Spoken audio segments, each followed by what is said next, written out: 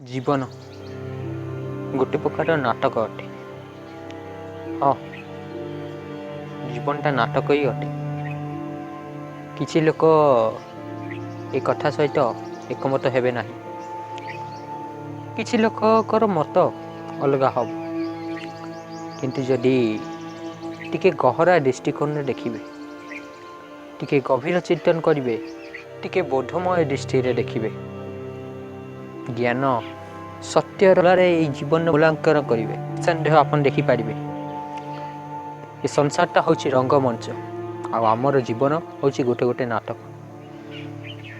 से नाटक से कहानीटा इतिहास हो जाए जो किसी ना किसी प्रेरणा थाए, किसी ना किसी विलक्षण प्रतिभा छुपी थाए, किसी ना किसी एमितिका विलक्षण प्रतिभा हो, गुण हो, आदर्श हो, आचरण हो लुचिकी थाए।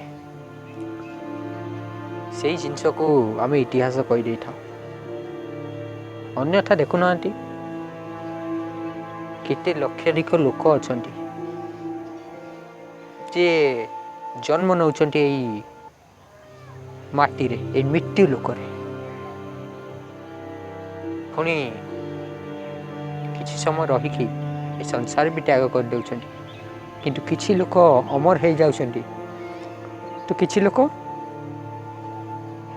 जेमिति केबे जन्म ही नहीं नाती। ठीक ना, से माने केबे थिले जनाई पड़ेनी।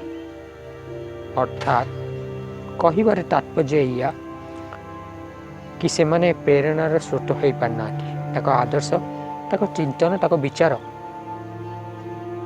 ताको देह मरिबा सहित से सब गुड़ाक भी मरी जाइछि। आमे महापुरुष क्या कही था जे संसार तो मनुष्य रूप में जन्म नहीं था, आज जेतु मनुष्यर देह पाई जन्म नहीं मरिबा भी सुनिश्चित, किंतु से मरिबा पूर्वर जेतिक दिन भी संसार थिला केवल निज पाई जीनी, समस्त जी, राष्ट्र कल्याण चिंतन करिकी, समाजर कल्याण चिंतन करिकी निज जीवन को गढ़ी, निज कर्म करिथिला। ता विचार, ता चिंतन आज भी समस्त हृदय प्रेरणा दौची, समस्त को ज्योति दौची, समस्त को मार्गदर्शन दौची।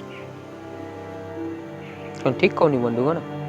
अर्थात ताको देहटा केवल मरी, ताको विचारटा मरीनी। से आज भी आम हृदय जागा बन कि अमर काल पर्यंत बास करेंगे। अर्थात से अमर हो जाइछंती। आमे शरीर नुहंती, आमे शरीर, देह नुहंती देही। शरीर ता गुण धर्म करिवो, देह ता स्वभाव देखैबो, किंतु आपण को चेतना जो स्तर रे आपण सही भलिया काम करिवे। आपण जदि निजको देह मानि नैथिबे, शरीर रु निज परिचय मानुथिबे, ताले परिवार प्रति आसक्त रहिबे। या बोले या नुहे जे आमे परिवार प्रति किसी कर्तव्य करिबा नाही, बा मु एया कहूची कि परिवार मूल्य किसी नाही। परिवार मूल्य को मु सम्मान ही दौनी, बा कहतु परिवार को ही सम्मान देवाक चेष्टा करूनी ना, एक कथा मु कहूनी। गोटे चेतनयुक्त व्यक्ति, गोटे बोधयुक्त व्यक्ति, गोटे ज्ञानी व्यक्ति जी परे महापुरुष हो जाए केमिति, ता निज कर्म माध्यम, निज चिंतन माध्यम सी आउ गोटे साधारण संसारी मध्य फरक कौन? साधारण संसारी तो संसार बसई थाए, जीवन जीव थाए, जीवन जीव न थाए, जीवन काटू थाए। किंतु गोटे महान पुरुष ए संसार रहीकि जा अनिर्वाज्य होता है, जहाँ कार्य कर से करी थाए, किंतु सेठे आसक्त न थाए। से ता कर्तव्य भाविकी, ता ड्यूटी भाविकी, ता धर्म भाविकी से कार्यटा को करी थाए। आज एटू से फल प्रति आसक्त न थाए, तो से निंदा मिलू कि प्रशंसा मिलू तार किसी फरक पड़े ना। आउ से कर्म बंधन चक्र रे फसिके रुहेनी, से कर्म बंधन चक्र रु कौन मुक्ति पाई जाए। आई कर्म बंधन चक्र रु मुक्ति पाइबा ही तो निर्वाण कहुए, मोक्ष कहुए। कौन मुझे ठीक कहूनी बंधुगण? वास्तव में संसार आपन देखुं से कौन, से तो आमर इच्छार प्रक्षेपण अटे। आमे एया इच्छा करिगलु, एया निर्माण हो गला। ଏଇଆ ଜିନିଷ ଏଇଆ ପରିସ୍ଥିତି ଏଇଆ ସ୍ଥିତି ହେଇ ଚାଲିଲା। କ'ଣ ମୁଁ ଠିକ୍ କହୁନି ବନ୍ଧୁଗଣ? କିନ୍ତୁ କ'ଣ ଇଚ୍ଛାଟା ଖରାପ? ନା, କେବେ ବି ନୁହେଁ, କଦାପି ନୁହେଁ। କେବେ ବି ନା ଇଚ୍ଛା ଖରାପ ଥିଲା, ନା ଏଇନେ ଅଛି, ନା ଆଗକୁ ହେବ। କିନ୍ତୁ ଇଚ୍ଛାଟା ହିଁ ଖରାପ। ସେ ନିର୍ଭର କରେ ଆପଣଙ୍କ ଚେତନା ସ୍ତରଟା କେଉଁ ପ୍ରକାର, ଆପଣଙ୍କ ସଙ୍ଗତିଟା କେଉଁ ପ୍ରକାର, ଆପଣଙ୍କ ଗୁଣଟା କେଉଁ ପ୍ରକାର, ଆପଣଙ୍କ ମାନସିକ ସ୍ତରଟା କେଉଁ ପ୍ରକାର, ବୋଧଟା କେଉଁ ପ୍ରକାର, ବିବେକଟା କେଉଁ ପ୍ରକାର। ଆଚ୍ଛା, ମୁଁ ଯଦି ଆପଣଙ୍କୁ ଏଇ ପ୍ରଶ୍ନଟା ପଚାରେ କି କଲମଟା ଖରାପ ନା ଭଲ, ସମସ୍ତେ କହିବେ କଲମଟା ତ ଭଲ ହେଲା, କଲମଟା ଖରାପ କେମିତି ହେଲା? ସେଟା ତ ଲେଖିବା ପାଇଁ ହେଇଛି, ଲେଖିବା କେବେ ଖରାପ ହେଲା? ସେଇଥିରେ ଆମେ ଆମ ଭାବନାକୁ ଲେଖିକି ପ୍ରକାଶ କରିପାରିବା। ଯେତେ ବି ଜ୍ଞାନର ସ୍ରୋତ ଅଛି ସେ ଜ୍ଞାନକୁ ଲିପିବଦ୍ଧ କରିପାରିବା। ଠିକ୍ ନା ବନ୍ଧୁଗଣ? ନିଃସନ୍ଦେହ ଠିକ୍। କିନ୍ତୁ ନା କଲମଟା ଖରାପ ବୋଲି ଲୋକମାନେ ତର୍କ କ'ଣ ଦେବେ ନା, ଦେଖୁନୁ ସେଇ କଲମରେ କେତେ ଅଶ୍ଳୀଳ କଥା ଲେଖିଛି, ସେ ଅଶ୍ଳୀଳ ବାକ୍ୟ ଲେଖିଛି, କେତେ କୁଜ୍ଞାନର ବାର୍ତ୍ତା ଲେଖିଛି, କୁପ୍ରଚାର କରୁଛି। ଆରେ ବନ୍ଧୁଗଣ, ଯେଉଁମାନେ ଏଇ ଷ୍ଟେଟମେଣ୍ଟଟା କହୁଛ, ଏଇ ବାକ୍ୟଟା କହୁଛ, ଏଇ ଉଦାହରଣଟା ଦେଉଛ, ସେମାନଙ୍କ ପାଇଁ ମୁଁ କହୁଛି କି କଲମଟା ଖରାପ ହେଲା ନା ତା ମାନସିକତାଟା ଖରାପ। କଲମଟାର ପ୍ରୟୋଗ କେଉଁ ପ୍ରକାର ସେ ଆଣୁଛି ସେଟା ତ ତା ଉପରେ ନିର୍ଭର କରେ ନା। କଲମଟା ତ ଲେଖିବା ପାଇଁ ହେଇଛି, ସେଇ କଲମରେ ଆପଣ ଏମିତି କିଛି ରଚନା କରିପାରିଥାନ୍ତେ, ଏମିତି କିଛି ଲେଖିପାରିଥାନ୍ତେ ଯେଉଁଟା ବିଶ୍ୱବିଖ୍ୟାତ ହେଇପାରିଥାନ୍ତା, ଯେଉଁଟା ଲୋକଙ୍କ ପାଇଁ ମାର୍ଗଦର୍ଶନ ପ୍ରେରଣା ଦେଇପାରିଥାନ୍ତା। କ'ଣ ମୁଁ ଠିକ୍ କନି ବନ୍ଧୁଗଣ? କିନ୍ତୁ ସେଇଥିରେ ଆପଣ ଲେଖିଲେ କୁନୀତି, ଅଶ୍ଳୀଳ ବାକ୍ୟ, ଅର୍ଥାତ୍ ଯେଉଁଟା ବ୍ୟର୍ଥ, ଯେଉଁଟା ଆବଶ୍ୟକ ନୁହେଁ। ଅର୍ଥାତ୍ ସେ କଲମଟା ଯିଏ ପ୍ରୟୋଗରେ ନେଇଛି ସେ ବାକ୍ୟ ଗୁଡ଼ାକ ଲେଖିବା ପାଇଁ, ତା ମାନସିକତା, ତା ଅନ୍ତଃକରଣ, ତା ମନଟା ହିଁ ସ୍ୱଚ୍ଛ ନାହିଁ, ସେଇଟା ହିଁ ମଳିନ, ନାକି କଲମଟା ଖରାପ। ଚାକୁ ଦେଖିଥିବେ, କ'ଣ ଦେଖିନାହାନ୍ତି ଆପଣ? ଚାକୁ ଅର୍ଥାତ୍ ଯାକୁ ଇଂରାଜୀରେ କୁହନ୍ତି ନାଇଫ୍, ଛୁରୀ। ତ ସେଇ ଛୁରୀ କ'ଣ ଖରାପ ହେଲା? ସେଇ ଛୁରୀରେ ବା କୁହନ୍ତୁ କଇଁଚି ବି, ସେ କଇଁଚିରେ ଜଣେ ମଣିଷକୁ ସ୍ୱାସ୍ଥ୍ୟ ଲାଭ କରାଉଛି, ମଣିଷକୁ ଠିକ୍ କରାଉଛି, ଆଉ ଜଣେ ମଣିଷର ହତ୍ୟା କରୁଛି। ସେ ଛୁରୀଟା, ସେଇ କଇଁଚିଟା ଯଦି ଡାକାଇତି ପାଖରେ ପଡ଼ିଗଲା, ଚୋରଙ୍କ ହାତରେ ପଡ଼ିଗଲା, ଲୁଟେରାଙ୍କ ହାତରେ ପଡ଼ିଗଲା, ସେ ସେଇଥିରେ ମର୍ଡ଼ର କରିବ, ହତ୍ୟା କରିବ, ଲୋକକୁ ଡରାଇବ। କିନ୍ତୁ ସେଇ ଛୁରୀରେ, ସେଇ କଇଁଚି ମାଧ୍ୟମରେ, ସେଇ ବ୍ଲେଡ୍ ମାଧ୍ୟମରେ, ଅର୍ଥାତ୍ ସେଇ ଇସ୍ପାତ ମାଧ୍ୟମରେ ଡକ୍ଟର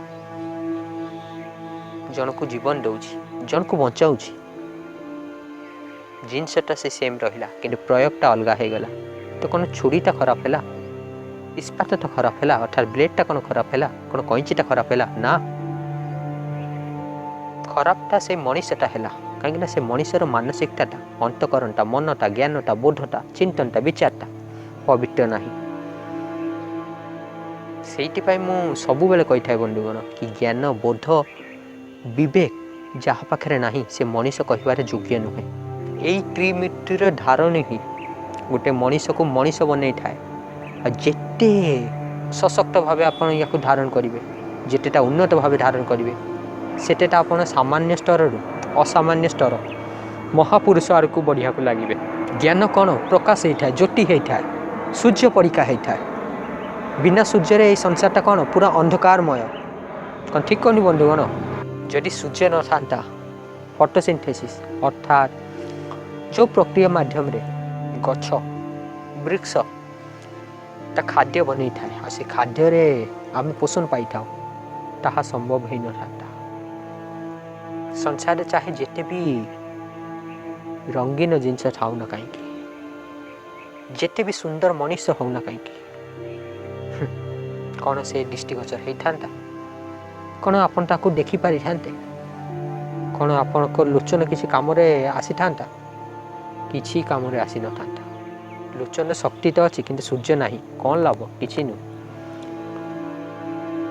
ଅର୍ଥାତ୍ ସେଇ ପରୀକ୍ଷା ଜ୍ଞାନ ହେଉଛି ପ୍ରକାଶ ସମାନ, ଜ୍ୟୋତି ସମାନ। ଆଉ ପ୍ରକାଶ କେଉଁ ପରୀକ୍ଷା? ନା ସୂର୍ଯ୍ୟ ପରୀକ୍ଷା ପ୍ରକାଶ, ଯାହା ଆଗରେ ଗୋଟିଏ ଜ୍ୱଳନ୍ତ ଦୀପ ବି ଫିକା ପଡ଼ିଯାଏ। କ'ଣ ଗୋଟିଏ ଜ୍ୱଳନ୍ତ ଦୀପ ଏକି ସାଥେ ମିଳିକି ଗୋଟେ ସୂର୍ଯ୍ୟର ବରାବର କରିପାରିବେ ନା। ଠିକ୍ କହୁନି ବନ୍ଧୁଗଣ? ସେଇଥିପାଇଁ ଜ୍ଞାନ ହେଉଛି ସେ ସୂର୍ଯ୍ୟ ପରୀକ୍ଷା। ଆମକୁ କେବେ ବି ଅନ୍ଧକାରରେ ରହିବାକୁ ଦିଏନି। ଆଉ ଯେଉଁଠି ଅନ୍ଧକାର ଅଛି ସେଇଠି ଆପଣ ଅନ୍ଧକାରରେ ରହିବେ ନାହିଁ। ତଥା ଦ୍ୱିତୀୟଟା କ'ଣ କହିଲି? ବୋଧ ଥିଲେ ଜାଣିପାରିବେ କି ସେଇ ଲୋକଟା ଏମିତିକା କାହିଁକି ଚିନ୍ତନ କରୁଛି, ଇଏ କାହିଁକି ଏମିତିକା ଚିନ୍ତନ କରୁଛି। ସେ କେଉଁଠାରୁ ଇନଫ୍ଲୁଏନ୍ସ ହେଉଛି, କେଉଁଠାରୁ ଇନଫ୍ଲୁଏନ୍ସ ହେଉନି। ବାସ୍ତବରେ ଆପଣ ସମସ୍ତଙ୍କଠୁ ଅଲଗା ଟିକେ ଦେଖିପାରିବେ। ଗୋଟେ ଶବ୍ଦରେ କହିଲେ ଆପଣ ଅଲଗା ଲୋକଙ୍କର ମାଇଣ୍ଡ ରିଡ୍ କରିପାରିବେ, ପରିସ୍ଥିତିକୁ ଭଲ ଭାବେ ବୁଝିପାରିବେ, ଭଲ ନିର୍ଣ୍ଣୟ ନେଇପାରିବେ। ପୁସ୍ତକ ପଢ଼ି ନେଲେ, ଧାଡ଼ି ବାଇ ଧାଡ଼ି ପଢ଼ି ନେଲେ ବୋଧ ଆସେ ନାହିଁ। ଆଉ ତୃତୀୟଟା ହେଉଛି ବିବେକ।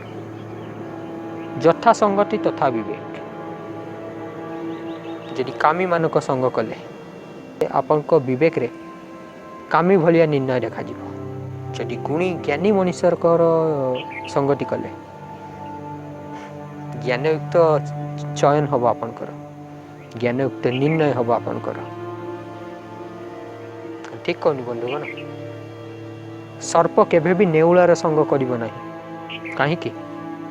ଦୁଇ ଜଣଙ୍କ ମଧ୍ୟରେ କେବଳ ଶତ୍ରୁତା ନୁହେଁ, ଅତି ଶତ୍ରୁତା ଅଛି। ଜଣେ ଜଣଙ୍କଠୁ ବଞ୍ଚିବାକୁ ଚାହୁଁଛି, ଜଣେ ଜଣକୁ ଖାଇବାକୁ ଚାହୁଁଛି, ଅର୍ଥାତ୍ ଜଣେ ଆଉ ଜଣଙ୍କ ଆହାର। ଠିକ୍ କହୁନି ବନ୍ଧୁଗଣ? ସତ୍ସଙ୍ଗ କରିବା ଦରକାର। ସତ୍ସଙ୍ଗ ମାନେ ଏଇଆ ନୁହେଁ କି ଭଜନ କୀର୍ତ୍ତନ। ସତ୍ସଙ୍ଗ ମାନେ ହେଉଛି ସତ୍ୟର ସଙ୍ଗ। ଉଚ୍ଚ ଗୁଣ ଯେଉଁଠି ବି ମିଳୁ, ଚାहे ବ୍ୟକ୍ତି ଦ୍ୱାରା, ଚାहे ପୁସ୍ତକ ଦ୍ୱାରା, ତାହାକୁ ସତ୍ସଙ୍ଗ କୁହନ୍ତି। ମୁଁ କାହା ସହିତ ମିଳିପାରିଲି ନାହିଁ, କିନ୍ତୁ ମୋ ଖାଲି ଟାଇମ୍ରେ ବା ମୁଁ କିଛି ବୋଧ ଗ୍ରନ୍ଥ, ବୋଧ ସାହିତ୍ୟ ପଢ଼ିବାରେ ମୋ ଉର୍ଜାକୁ ବ୍ୟୟ କରିଦେଲି, ମୋ ଜୀବନକୁ ସେଇଥିରେ ଦେଇଦେଲି। ତ କ'ଣ ଏଇଟା ସତ୍ସଙ୍ଗ ନୁହେଁ? ଅବଶ୍ୟ ସତ୍ସଙ୍ଗ। এই ସତ୍ସଙ୍ଗ ମାଧ୍ୟମରେ ମନ ଶୁଦ୍ଧ ହେଲା, ଅନ୍ତଃକରଣ ଶୁଦ୍ଧ ହେବ, ଚେତନାର ଊର୍ଦ୍ଧ୍ୱଗମନ ହେଲା। ତ ଆପଣଙ୍କ ଚୟନ ଆଉ ନିର୍ଣ୍ଣୟଟା ବି କ'ଣ ସ୍ୱଚ୍ଛ ହେବ, ଉଚ୍ଚମୟ ହେବ, ସମସ୍ତଙ୍କଠୁ ଅଲଗା ହେବ। ଅଲଗା କେଉଁ ସ୍ତରରେ? ଭଲ ସ୍ତରରେ, ଖରାପ ସ୍ତରରେ ନୁହେଁ। ତ ଏଇ ସଂସାରଟା ଗୋଟେ ରଙ୍ଗମଞ୍ଚ।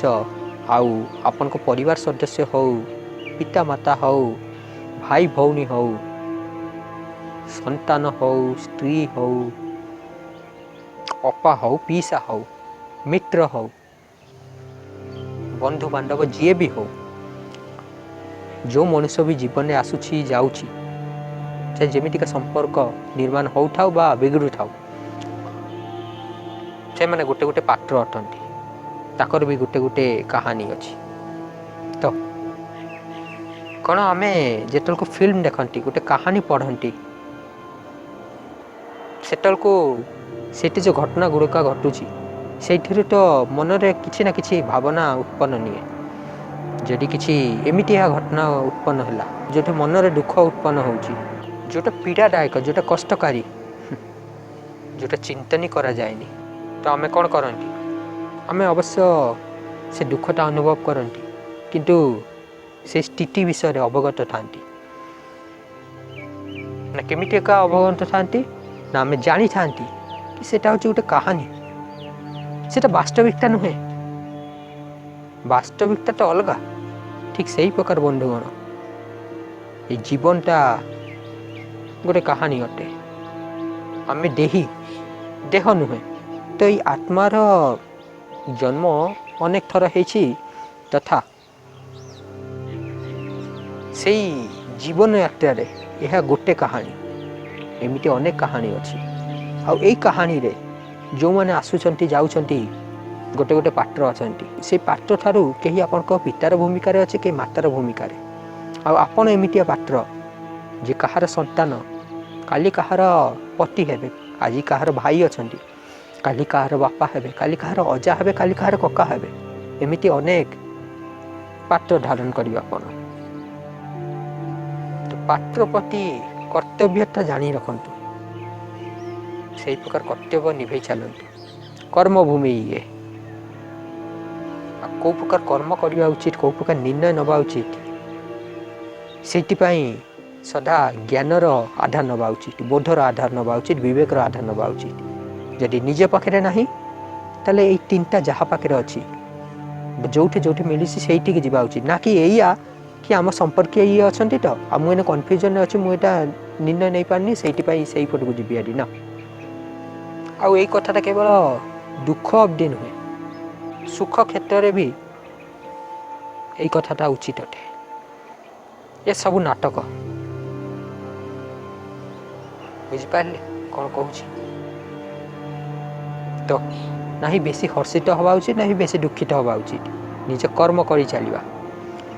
ବାସ୍ତବରେ ଯେତେବେଳକୁ ଆପଣ ସ୍ଥିତ ପ୍ରଜ୍ଞ ହୋଇଯାଆନ୍ତି, ସେତେବେଳକୁ ନା ଆପଣ ହର୍ଷିତ ହୁଅନ୍ତି ନା ଦୁଃଖୀ ହୁଅନ୍ତି, ଆପଣ ଭିତରୁ ହିଁ ଆନନ୍ଦିତ ରୁହନ୍ତି। ଆଉ ଆମଠାରେ ବିଭିନ୍ନ ଇଚ୍ଛା, ଆକାଂକ୍ଷା, ଆଶା କେତେବେଳକୁ ଜାଗ୍ରତ ହୋଇଥାଏ, ଯେତେବେଳକୁ ଆମେ ଅପୂର୍ଣ୍ଣ ଥାଉ।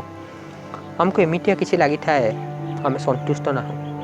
ସେଇଥିପାଇଁ ଆମେ ବାହାର ଜଗତ, ବାହାର ଆଡ଼କୁ ଦେଖିଥାଉ। ବାହାରୁ କୌଣସି ବି ଦ୍ରବ୍ୟ, କୌଣସି ବି ମଣିଷ, କୌଣସି ବି ସ୍ଥିତି ବା ଯାହା କିଛି ବାହାର ସ୍ତରର ଅଛି ସେଇଟା ଆଣିକି ଆମେ ନିଜକୁ ସନ୍ତୁଷ୍ଟ କରିବାକୁ ଚେଷ୍ଟା କରୁ, ନିଜକୁ ପୂର୍ଣ୍ଣତା ଦେବାକୁ ଚେଷ୍ଟା କରୁ, କିନ୍ତୁ ଯେଉଁଟା ହୁଏ ନାହିଁ। ବରଂ ସିଏ ଏଇ ଇଚ୍ଛାର ଅଗ୍ନିରେ ଘିଅ ପରୀକ୍ଷା କାମ କରିଥାଏ। ଏଇ ଅଗ୍ନିକୁ କମେଇବା ବଦଳରେ ଆହୁରି ଇଚ୍ଛା ବଢ଼ି ଚାଲେ।